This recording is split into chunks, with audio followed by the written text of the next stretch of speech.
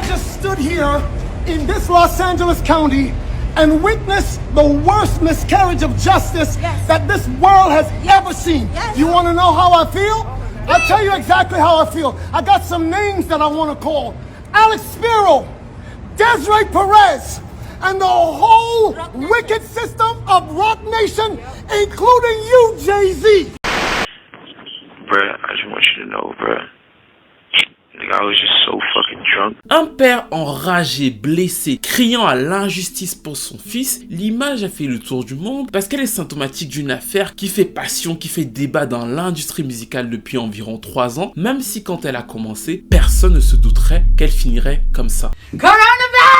Oui, tout a commencé avec le fameux Coronavirus. Depuis quelques années, Tory Lanez est un des rappeurs, chanteurs un peu montants de la scène hip-hop américaine, même s'il vient à l'origine du Canada. Son plus gros succès populaire, c'est notamment le fameux titre Say It avec le sample de Brownstone. Il a enchaîné les mixtapes, remixant les titres R&B qui s'appelaient les Chicstapes. C'est un chanteur connu avec sa petite fanbase qui construit, mais pas un gros vendeur du game. Et justement, quand le confinement arrive, il a une idée lumineuse. Son idée lumineuse, c'est de se dire, les gens s'ennuient chez eux, ils ont rien à faire, ce sont de gros dalleux et de grosses dalleuses aussi. Donc, qu'est-ce qu'on va faire? On va les divertir. Et le divertissement de Tory Lanez va faire le tour du monde. C'était le live le plus regardé sur Instagram et vous vous en souvenez parce qu'on avait la version française avec Noah Luncy, qui s'était donc inspiré de Tory Lanez et du succès qu'il rencontrait sur Instagram en faisant monter donc les filles pour qu'elles puissent exprimer leur liberté. Façon 2023, il faut bien évidemment twerker, montrer qu'on aime les vêtements mais pas trop non plus. Bref, l'idée de génie de Tory Lanez, c'était d'avoir créé un striptease show sur Instagram et de voir beaucoup de femmes vouloir le faire de façon super naturelle. C'est ce peps là qui rendait le truc un peu télé-réalité et qui a fait en sorte que plein de gens veuillent passer dans son live, y compris des stars, y compris des célébrités, parce qu'effectivement ça atteignait des millions de personnes. Et c'est comme ça que à partir d'avril 2020, et les dates sont importantes donc notez-la tout de suite, avril 2020, on va commencer à voir Megan Thee Stallion, qui est une des rappeuses montantes du game. Elle venait à peine de signer chez Rock Nation et plus tard elle va avoir cet immense tube avec Beyoncé qui s'appelait donc Savage. Dans les fameux lives de Tory Lanez, Megan Thee Stallion fait aussi sa réputation avec le fait de savoir twerker, d'être une twerkeuse exceptionnelle. Tout le monde dit que ses jambes sont absolument incroyables. Elle peut tenir un twerk pendant plein de minutes. Donc en fait, elle vient montrer ses capacités pendant que Tory Lanez la hype. Ça fait le buzz et il se lie une sorte d'amitié entre les deux. On commence à les voir à des soirées, à des petits events, jusqu'à une soirée précise le 12 juillet 2020, c'est-à-dire 4 mois après. Et là, c'est Megan Thee Stallion qui lance un live. Elle est dans la piscine de Kylie Jenner, on voit Tory Lanez qui est un peu dans la piscine avec eux et tout semble bien aller, ils semblent s'amuser ensemble, mais c'était sans se douter que le pire était sur le point d'arriver.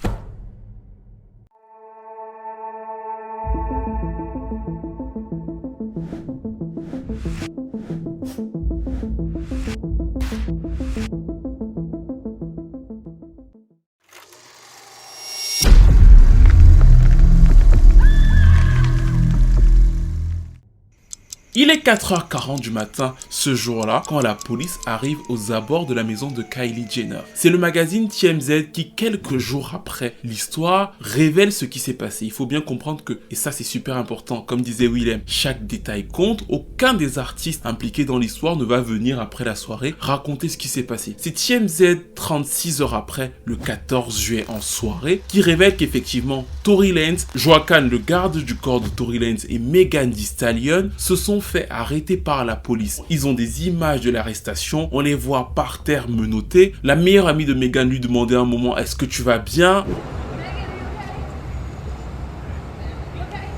On voit Megan descendre de la voiture en sang et marcher un peu difficilement pendant que les policiers parlent et pendant que Tory Lanez est à terre. Les images sont choquantes, mais on n'a pas plus d'infos. Tory va sortir de là quelques heures après, libre après avoir payé sa caution. Kelsey et Joaquin, le garde du corps, vont aussi sortir de là totalement libres. Megan, étant la seule blessée, va être ramenée en ambulance. Et on a justement la vidéo d'elle dans l'ambulance complètement en pleurs et en panique.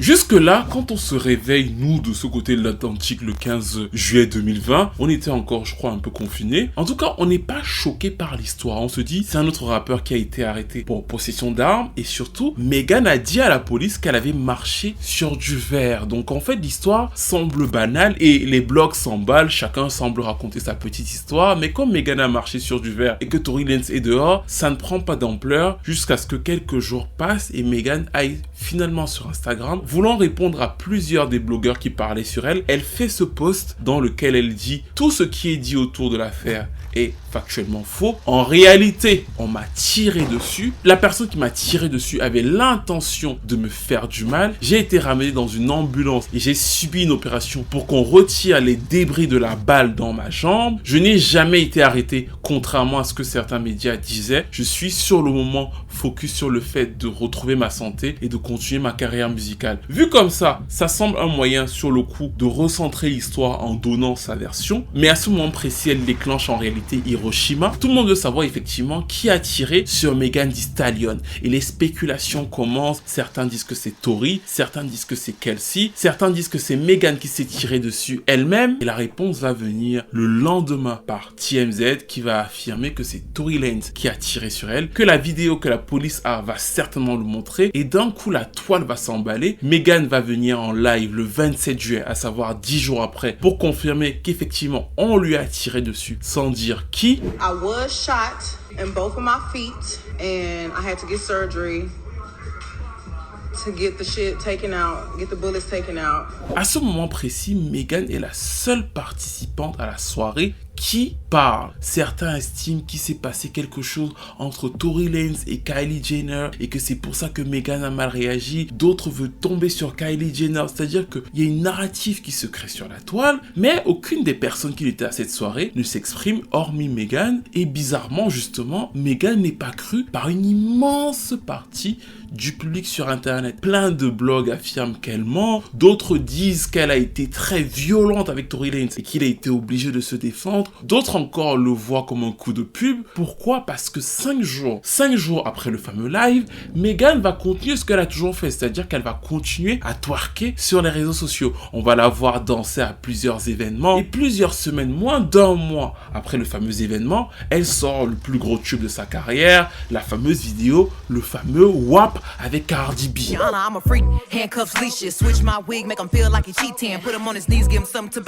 Oui, je suis d'accord avec vous. Vous êtes en train de vous abonner, vous likez, vous partagez et vous vous dites tout cela tout de suite en commentant ma vidéo et en me rejoignant sur Instagram. Là, je vous imite un peu là. Et là, vous êtes en train d'écrire oui, mais le clip a été tourné avant. Et ce n'est pas faux, sauf que justement, tout est histoire de perception. Et pour les gens qui regardent Megan Thee Stallion dans cette période-là, début août 2020, ils se disent non, mais en fait, elle nous prend pour des cons. En fait, cette fille, elle n'a rien eu. Au point où, alors que WAP devient donc numéro 1 aux États-Unis, elle est tellement rattrapée par sa polémique personnelle qu'elle poste justement sa jambe tuméfiée. On voit sa jambe ensemble pour pouvoir affirmer aux yeux du monde qu'effectivement, regardez les gens, vous racontez n'importe quoi, on m'a vraiment tiré dessus et arrêtez, sinon je vais finir par réagir. C'est dans ce moment-là qu'il grandit qu'on voit souvent effectivement Tory Lanez qui ne s'est toujours pas exprimé, parfois liker certains posts qui contredisent Megan Thee Stallion. Mais autrement, le garde du corps de Tory Lanez ne parle pas, et ce n'est que Megan qui parle, et c'est Megan qui se bat donc avec une grosse partie de l'opinion publique qui ne la croit pas et qui est souvent encouragée par le fait que Tory Lanez ait liké un post un peu, pas totalement contre elle, mais un peu contradictoire à ce qu'elle disait, ou alors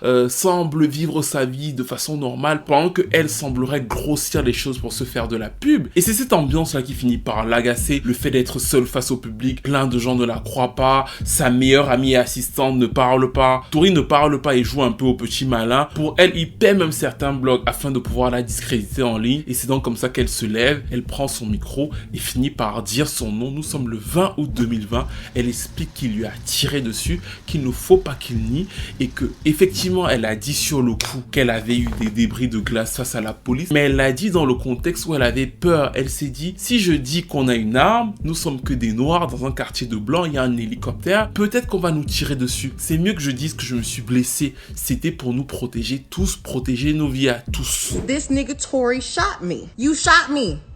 And you got your publicists and your people going to these blogs, lying and shit. The police come. I'm scared. All this shit going on with the police is shooting motherfuckers for anything. The police was literally killing black people for no motherfucking reason. Soon as the police tell us all get out the motherfucking car, the police is really aggressive. You think I'm about to tell the police that we, niggas, us black people, got a gun in the car? You want me to tell the laws that we got a gun in the car so they can shoot all of us up? Nigga, I'm scared. It's a fucking helicopter over us.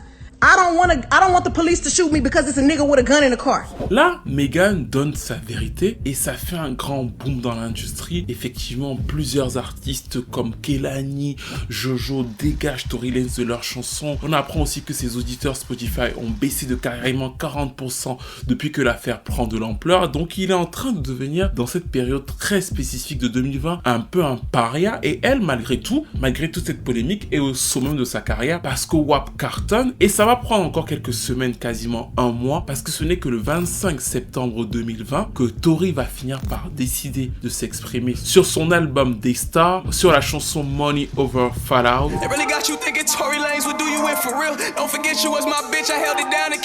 où il revient sur 3 points principaux, où il avait une relation plutôt sentimentale avec Megan, il l'appréciait, elle l'apprécie, elle sait qu'il n'aurait jamais voulu lui faire du mal, qu'il l'a toujours apprécié et que s'il avait voulu lui faire du mal, il se serait rendu lui-même à la police. Il pense qu'elle est manipulée par certaines personnes qui ont voulu lui faire croire qu'elle lui avait tiré dessus alors qu'elle sait que ce n'est pas la vérité. Il pose la question de savoir mais pourquoi est-ce qu'elle a fini par changer de version entre la première et la deuxième? Posez-vous la question. Et là on voit qu'il installe entre parenthèses ses armes et sa seconde arme qui est l'arme la plus forte, c'est bien sûr Jay-Z.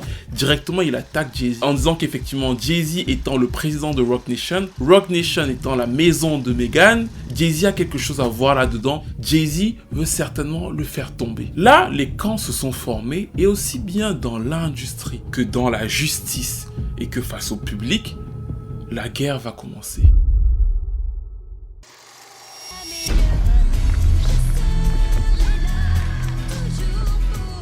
Maintenant, si vous êtes un peu comme moi, vous devez vous dire avec beaucoup de raison, mais cette histoire n'a pas beaucoup de sens. Parce qu'elle n'a véritablement aucun sens et pendant de nombreuses années, je l'ai vraiment pensé. Je me disais que c'était vraiment une histoire de fou furieux. Pourquoi est-ce que tu sortirais d'une soirée et tu tirerais sur une femme? Surtout après avoir écouté la première partie de l'histoire qu'on a, hormis le rapport émotionnel qu'on peut avoir avec Megan et se dire franchement, une jeune femme noire qui se fait tirer, qui est victime de violence, ça nous touche en fait. Hormis ça, on a une histoire un peu saugrenue parce que même dans les violences faites aux femmes, en général, ça se fait entre 4 murs. Là, ça devrait pas prendre autant de temps, ça devrait pas prendre autant de mystère. Ils étaient 4 dans la voiture. Normalement, et c'est ce que je me disais au début, l'ami de Megan, Kelsey, va venir dire ce qui s'est passé et on va passer à autre chose. Et c'est ce moment précis qui, pour moi, détermine un peu l'histoire. C'est que Megan va attendre son ami à la rescousse pendant plusieurs semaines. Et quand elle va voir que son ami ne vient pas, elles vont commencer à avoir une sorte de beef online. C'est-à-dire que son ami ne témoigne pas, elle se tait, Megan parle, Tory arrive, il donne sa version et ça fait un peu version contre version alors que elle est censée avoir un backup. Megan sort elle une chanson qui s'appelle Shot Fire où elle explique qu'on la traite de snitch injustement, que c'est Tory Lanez qui doit être chargé. Et dans cette chanson, il y a une phrase qui m'avait marqué. Elle dit: je croyais qu'une SALOPE qui s'est fait voler sa chaîne et qui s'est fait tabasser, qui a perdu un combat, aurait quelque chose à dire. Sur le coup, je ne comprends pas pourquoi est-ce que dans une chanson où elle parle de Tory Lanez, où elle se défend contre les médias, elle parlerait d'une SALOLPE qui s'est fait voler sa chaîne et qui s'est fait frapper. Et ce n'est que quelques semaines plus tard, quand j'ai la réponse, que je comprends qu'elle fait référence à sa meilleure et donc devenue ancienne meilleure amie qui était avec elle dans la voiture, parce que celle-là va au micro et lui répond en lui disant: ah, je me suis fait voler ma chaîne, bah toi tu n'es qu'une menteuse, tu forces pour être une célébrité et tout ce que tu racontes du début à la fin, tu sais très bien que ce n'est pas tout à fait vrai. Et c'est donc la fameuse Kelsey qui était avec elle dans la voiture, qui n'est pas une rappeuse mais qui décide de lui répondre sur le fameux Bussing Back.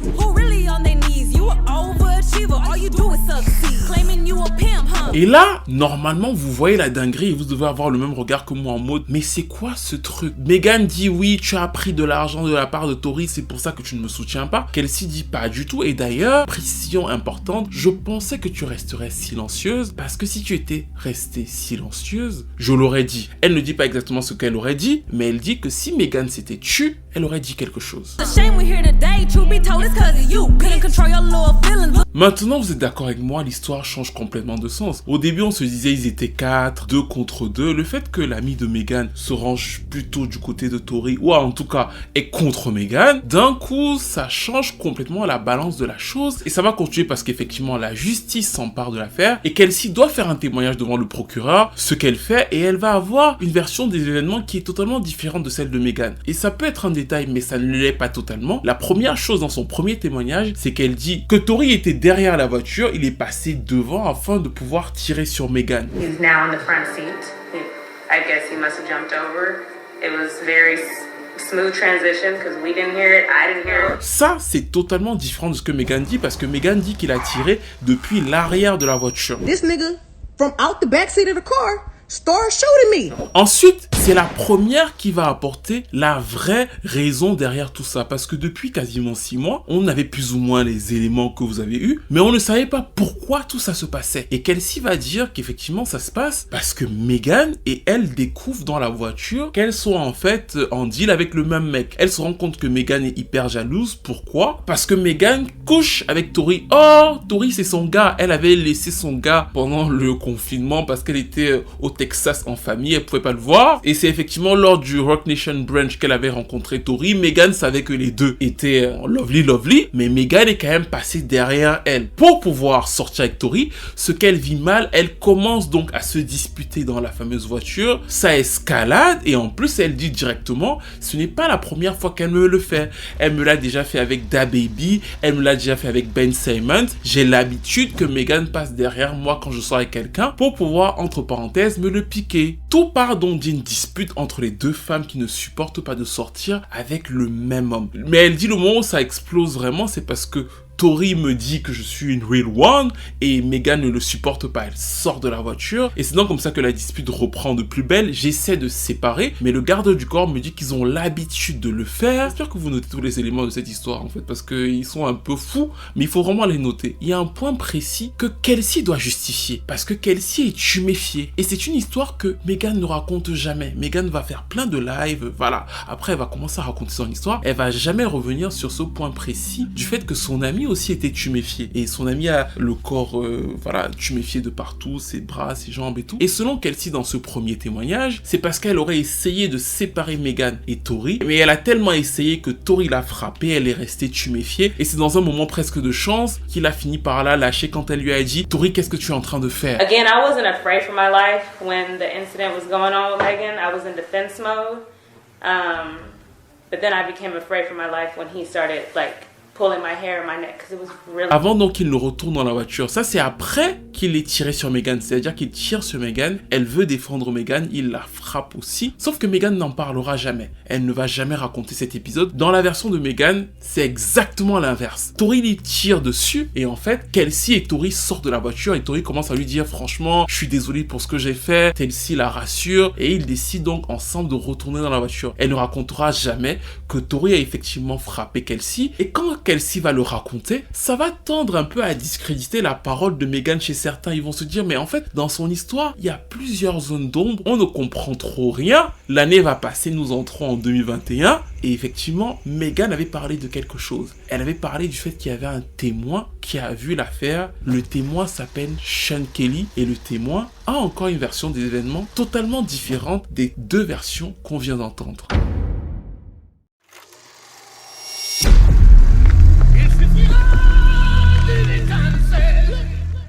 À ce stade de l'affaire, vu que nous entrons en 2021, que la justice s'en mêle, les médias s'en mêlent, elle fait des interviews dans plusieurs magazines, qu'est-ce qui s'est passé selon vous? Parce que Kelsey, même si dans son premier témoignage, elle accuse Tory Lanez, et c'est pour ça que l'enquête, en fait, pour ceux qui n'ont pas compris, va prendre beaucoup de temps, parce qu'en réalité, Tory Lanez aurait pu être enfermé depuis le début. Mais en fait, l'enquête prend beaucoup de temps, parce que factuellement, elle contredit quand même Meghan. Et la troisième personne qui va donc contredire les deux en réalité, c'est le fameux témoin. Il y a un témoin qui arrive, qui au début apparemment ne veut pas trop parler, il s'appelle Sean Kelly, et il explique, il n'a pas vu Tory tirer sur Meghan, il a vu Tory avec une arme, oui, mais ce qu'il a surtout vu, qu'est-ce qui aurait pu se passer dans une situation pareille? Dans une voiture, et c'est pas un jugement, mais dans une voiture, deux femmes découvrent qu'elles sortent avec le même homme. Qu'est-ce qu'elles vont faire pour beaucoup d'entre elles? Moi, je leur aurais conseillé de taper Tory, parce que Tory, en plus, il est pas grand, mais la logique ne réfléchit pas comme ça. Oui, le témoin dit qu'effectivement, ce qu'il a vu, c'est Meghan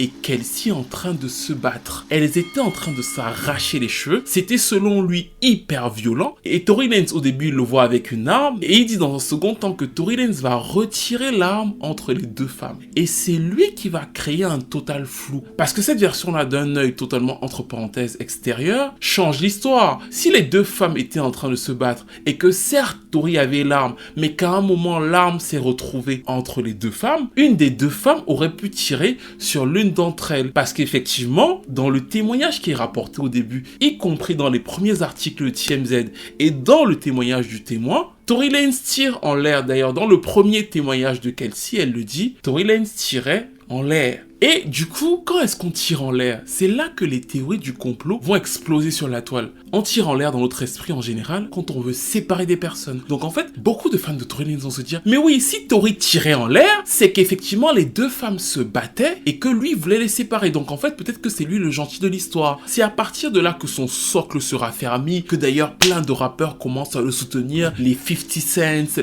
les Drake et tout. Ils le soutiennent parce que selon eux, en fait, si dans l'histoire que rapporte le témoin, les deux femmes se battaient. En plus, pour les rappeurs américains, ils ont plus ou moins l'habitude, deux femmes se battent parce qu'elles sont jalouses, parce que Tory a couché avec les deux. Donc en fait, ça entre dans un cercle qui dessert totalement la parole de Meghan dans le game. Et c'est pour ça qu'elle va faire, selon moi, une erreur monumentale. Elle va aller dans l'interview de Gayle King, où elle s'exprime pour la première fois de bout en bout à la télévision sur l'histoire. Elle parle de plein de sujets, et Gayle King va lui poser une question fatidique, droit dans le but, qui était pas très juste, mais qui, dans l'histoire, a forcément son importance. Elle va lui demander, est-ce que tu as déjà couché avec Tory Lanez? Did you have an intimate relationship with him?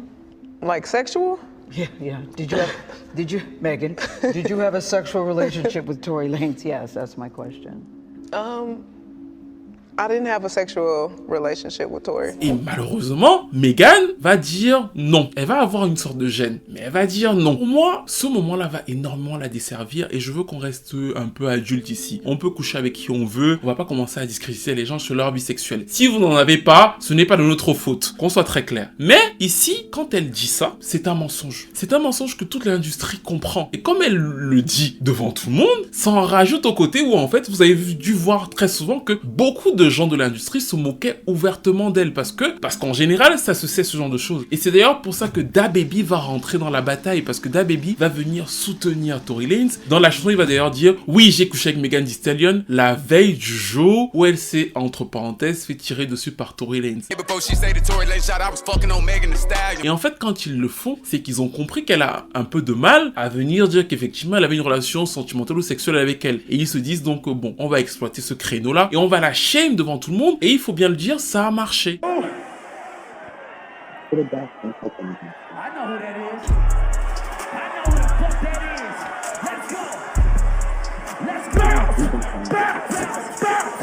Vous pourriez sans doute là vous demander comment je sais que c'est vrai que Tory Lanez a couché avec Megan Thee Stallion. En fait parce que dans la déposition du procès de Tory Lanez, Megan Thee Stallion qui va donc paraître va révéler que c'était vrai, c'est-à-dire qu'elle avait menti. Et elle va dire qu'effectivement elle a couché avec lui, qu'elle ne savait pas au moment où elle couchait avec lui qu'il avait une relation sérieuse avec son amie Kelsey. Chose que son amie Kelsey va continuer de nier au procès parce qu'elle va aller plus loin. Elle va expliquer qu'en fait la fameuse soirée qu'on a vue sur Instagram, ce fameux moment, tout se passait plutôt bien. Le styliste de Megan Thee Stallion aussi, son ancien styliste désormais, va dire qu'au début c'était cool. Mais à un moment, Megan avait trop bu et il voulait même raccompagner Megan parce qu'elle pouvait sembler embarrassante dans cette fameuse soirée. Après le fameux live qu'on a vu, ils sont restés dans la piscine, elle a continué à boire et à un moment, Tory et Kylie se seraient plutôt rapprochés dans la piscine selon le témoignage de Kelsey. À ce moment-là, Megan commence un peu à s'agacer et elle dit à Tori qu'il faut rentrer en fait, il faut partir.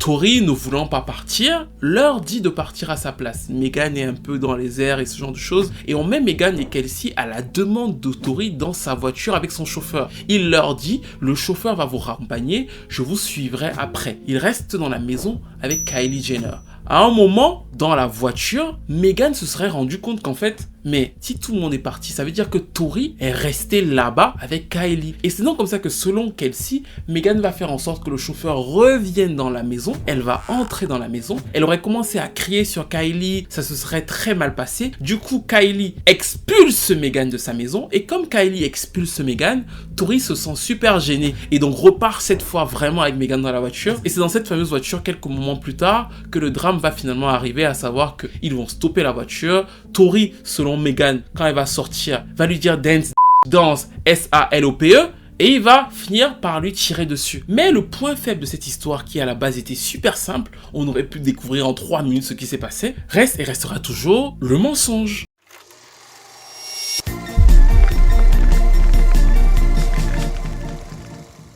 En fait, Megan part d'un principe simple et un peu émotionnel, où elle dit « Je suis une femme noire, on m'a tiré dessus, croyez-moi, voilà ».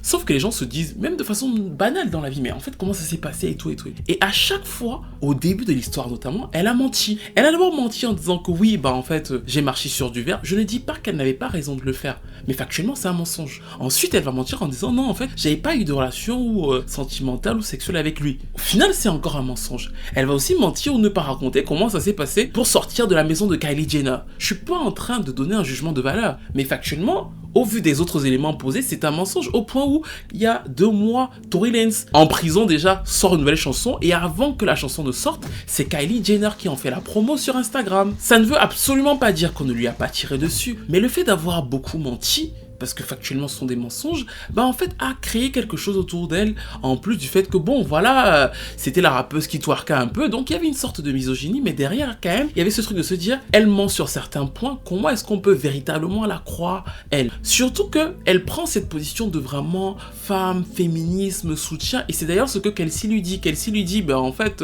tu es femme, tu es féministe et ce genre de choses, mais en fait, tu couches avec les mêmes mecs que je te présente, et mieux encore, c'est toi qui me menaces. Elle lui dit clairement dans Busting Back. Mais la Kelsey elle-même pour moi est une menteuse ou alors une diseuse de semi-vérité parce qu'elle raconte effectivement tout ce qui s'est passé, mais quand on va arriver au procès, elle va retirer toute la partie sur Tori. Elle va dire qu'effectivement elle a vu Tori et Megan se disputer, mais qu'à aucun moment elle ne se rappelle d'avoir vu Tori tirer sur Megan. Elle va invoquer le 5e amendement, ça veut dire que si je parle, je peux aussi m'incriminer, donc je préfère ne pas parler. En plus, elle avait déjà eu un deal avec le procureur, donc elle vient en mode, bah en fait, je vais donner ma version, mais ma version c'est surtout que Megan était hyper jalouse, elle était en furie contre Tori, je ne sais pas s'il lui a tiré dessus, je n'ai pas vu exactement ce qui s'est passé, la seule chose que je sais c'est qu'il ne lui a jamais dit danse S-A-L-O-P-E, le témoin va dire qu'il n'a jamais entendu Tori dire à Megan danse S-A-L-O-P-E, parce que le témoin en vérité lui dit qu'il a vu Megan et Kelsey se battre, version que ni Kelsey ni Megan n'ont jamais dit au procès.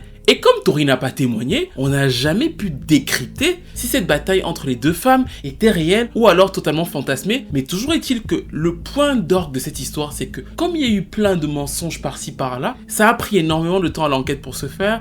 Et c'est pour ça qu'on en est arrivé à ce truc qui n'a pas beaucoup de sens en apparence. Mais je vais me permettre de vous donner ma version, ma vision. Parce que selon moi d'ailleurs, et je pense que beaucoup de personnes qui ont lu le truc sur le procès, les journalistes et tout, Tori s'est auto-condamné. Parce que c'est un appel téléphonique que Tori passe le 12 juillet 2020 à Kelsey qui le condamne. Dans cet appel, il est à la prison, il appelle Kelsey pour savoir ce qui se passe. Kelsey lui dit que Megan est à l'hôpital et il s'excuse pour ce qui s'est passé. Pour moi, c'est cet appel précis qui va condamner Tory Lanez. Et si vous avez vu les journalistes qui ont vu le procès, qui parlent du jury, effectivement, c'est au moment où ils écoutent cet appel que voilà, on condamne Tori parce que forcément, il l'avoue quelque chose. I know she probably never ever gonna talk to me ever again, but bruh, I just want you to know, bruh, Nigga, I was just so fucking drunk. Mais si vous reprenez les éléments et vous les regardez de loin, en vérité, il aurait très bien pu s'en sortir avec un non-lieu. Le jeu auquel tout le monde joue, là, le jeu de je ne sais pas, de ceci, cela, bah en fait, ça peut créer un truc où en final on dit, bon, on sait pas qui a tiré, et il sort de prison. Là, il est condamné parce que lui-même, dans un audio, s'excuse. Mais selon ses fans, les Umbrellas, ils vous disent que non, il s'excuse d'autre chose. Et si vous avez d'ailleurs vu la déclaration qu'il a sortie après son procès, où il dit qu'il va se battre pour son innocence jusqu'à la fin de sa vie, c'est bien sur cet appel précis qu'il revient. Il dit, l'appel n'était pas censé parler de ce moment précis, je ne m'excusais pas pour ça, parce qu'il comprend bien que c'est l'appel qui le met à terre, mais pas le reste de l'histoire, parce que moi, cette histoire, je sais pas si vous avez le même ressenti que moi, c'est vraiment l'apologie du ghetto.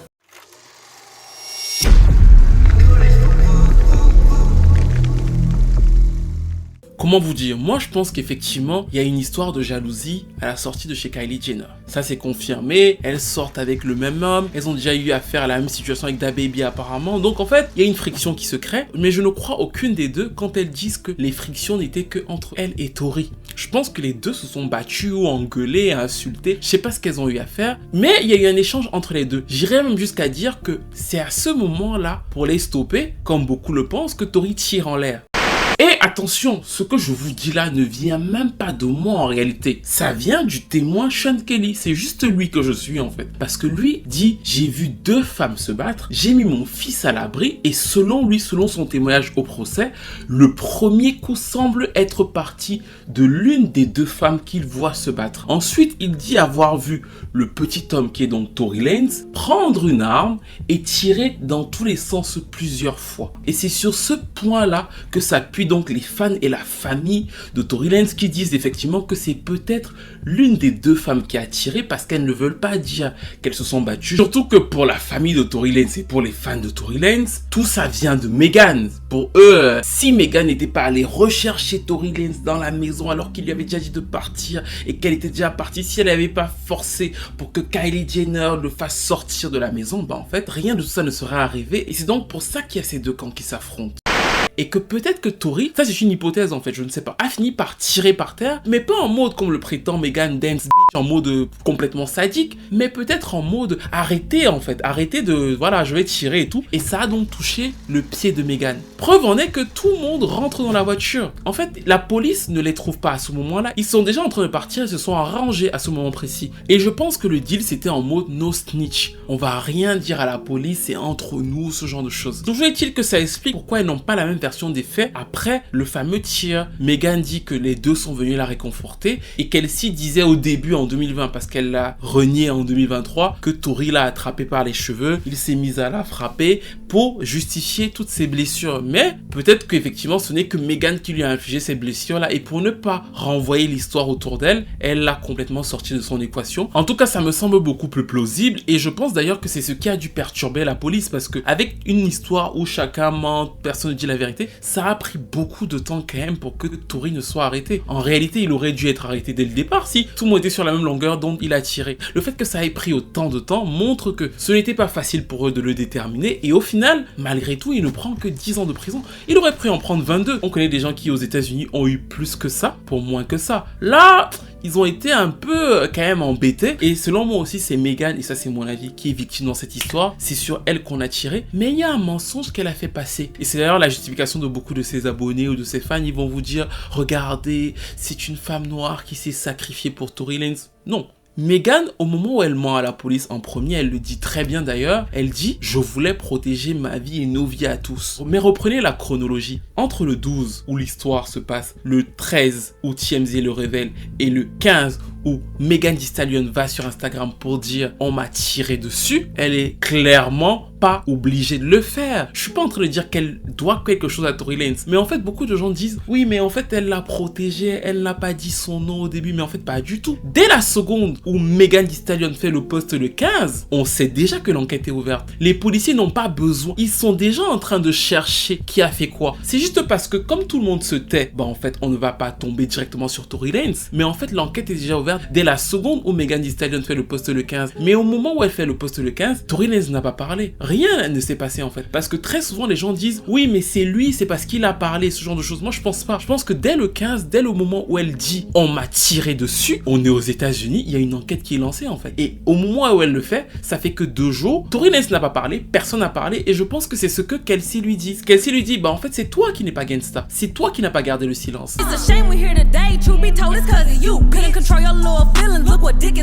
Vous me connaissez, moi je suis pas du tout pour les snitch, no snitch, ce genre de choses. Moi je suis pour qu'on snitch. Et si ça ne dépendait que de moi, je vous le dis tout de suite, toutes les personnes dont on parle depuis quasiment 1 heure là iraient en prison. Tous sans aucune exception. Meghan, Kelsey, Tory, le garde du corps. Tous en prison, à différentes peines. Pour Meghan 1 mois et demi, parce que quand même se balader avec ce genre d'amis, ce genre d'amitié toxique qui t'amène dans ce genre de problème, oui, tu dois quand même à un moment payer et aller en prison. Kelsey elle-même 3 mois, le garde du corps 2 mois, Tory garde ses 10 ans, c'est-à-dire que j'ai pas d'affect par rapport à aucune de ces personnes-là. Parce que pour moi, en vrai, l'histoire de bout en bout est ridicule et je les aurais mis dans la même prison pour que effectivement ils apprennent à comprendre ce que c'est que la vie.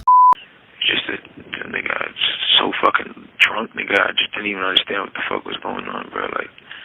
Donc je ne pense pas qu'il ne l'a pas fait, il a été condamné, donc selon moi il l'a fait, mais je pense que tous les éléments autour mènent à ce truc où, vous voyez que des rappeurs comme Drake et tous les autres le soutiennent encore, ils risquent de gagner derrière tout ça une espèce de cult following, ils vendent des t-shirts Free Tory Lanez, et derrière Meghan aussi, je ne dis pas qu'elle devait protéger Tory Lanez, c'est pas un jugement de valeur, je vous dis qu'elle ne l'a pas fait, et que sa narrative qui dit que oui, en fait, au bout de plusieurs attaques n'est pas vrai, parce que le 15, c'est-à-dire 2 jours après, il avait rien dit de spécial sur internet. C'est juste que la police a du mal à recentrer les événements parce que chaque personne d'entre eux, encore une fois, ment. Et c'est aussi pour ça que pour Kelsey et pour Tory, elle était plus ou moins manipulée par Roc Nation parce qu'ils étaient partis sur l'entente du deal de no snitch. Personne ne va dire quoi que ce soit, on reste entre nous, voilà. C'est notre petite entente du ghetto et on passe à autre chose. Et quand Meghan sort de ce contrat-là, ils pensent que c'est Roc Nation qui appuie pour qu'elle se serve de l'histoire pour devenir plus populaire. Et en vrai, si vous faites attention, elle ne vous a jamais donné d'elle-même la totale version de l'histoire. Elle a toujours donné une espèce de partie qui l'arrangeait. Comme chacun d'eux d'ailleurs, ce qui a donné toute la folie autour de cette histoire, qui pour moi n'est pas totalement terminée. Je pense vraiment que en fait, ça va devenir une sorte de marronnier et que derrière tout ça, vous allez me trouver assez bizarre. Je trouve que Tory peut s'en sortir super bien. Parce que d'un coup, on voit des gens qui, et là, ce sera pour une autre vidéo, nous sortent des contre-vérités sur lui. On nous explique que c'était un artiste qui était en train de révolutionner l'industrie en 2020 et Megan Thee Stallion l'a tué. Là, ça fait environ 1 an qu'il est en prison. Imaginez qu'il a une remise de peine sur 4-5 ans. Il peut sortir beaucoup plus fort qu'il ne l'était avant. Il aura quoi, 30-35 ans, il sera encore jeune. Et avoir son petit cult following, on voit qu'il y a encore des célébrités qui le soutiennent. Je ne dis pas que voilà, il va forcément devenir d'un coup Drake, mais c'est pas dit que ce soit totalement la fin pour lui. Et du côté de Meghan, j'imagine que voilà, Roc Nation va continuer à lui donner une image beaucoup plus mainstream. Ce sera un peu le point d'orgue de sa carrière et de son renouvellement d'image. Mais ça peut aussi, dans un sens, ça ne veut pas dire que ce sera totalement négatif pour elle, devenir son talon d'Achille. C'est-à-dire que sur la rue, la faire passer elle pour la traître. Mais bon, nous arrivons donc à la fin de cette vidéo qui revenait sur le cas entre Tory Lanez et Megan Thee Stallion. Je veux que vous me donniez vos différents avis au vu des éléments que je vous ai apportés. Je vous ai donné les miens. Est-ce que vous pensez que c'est Tory qui a tiré? Est-ce que selon vous c'est Kelsey qui a tiré sur Megan? Est-ce que Megan s'est tirée dessus elle-même? Parce qu'effectivement il y a aussi cette théorie. Certains pensent que c'est peut-être Kelsey qui a tiré et donc du coup Tory couvrirait Kelsey parce qu'il aurait des choses à révéler. Enfin bref, vous avez compris que c'est tellement vicieux autour de tout ça qu'on ne s'en sort pas. On n'aurait même pas eu le témoin. On n'aurait jamais su, entre parenthèses, que Kelsey et Megan se sont battus. Parce qu'aucune des deux, à aucun moment, ne le dit. Donc franchement, c'est une histoire complètement dingue. Comme je vous ai dit, c'est vraiment le ghetto plus. Mais donnez-moi vos différents ressentis. Est-ce que vous pensez que Megan est jugée trop durement? Est-ce que vous pensez que Tory est jugé trop durement? Est-ce que vous pensez que ça peut desservir Megan ou alors l'aider dans sa carrière? Est-ce que Tory est totalement fini pour vous? N'hésitez pas à tout me dire dans les commentaires, à liker, à partager, à vous abonner à la chaîne et on se retrouve donc très vite pour une nouvelle vidéo.